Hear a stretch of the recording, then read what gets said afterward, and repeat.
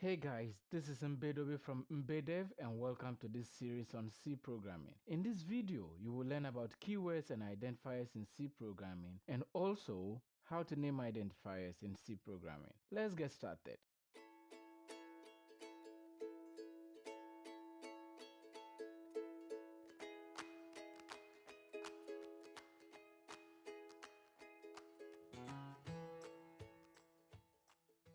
Keywords in the C programming language are predefined or reserved words that have unique meaning to the compiler. What that means is that these terms are part of the C language syntax and can only be used as keywords. We can neither access them, redefine them, nor reprogram them. We are going to be making use of these keywords throughout this tutorial series. And examples of these keywords include int, long, double, if, etc.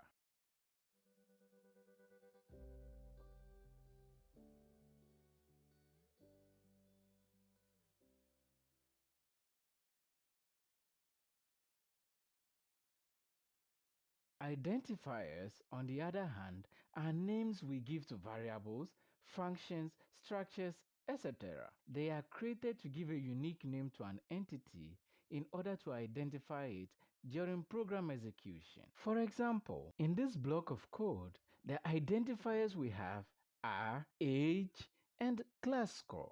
These are what we refer to as identifiers in C programming.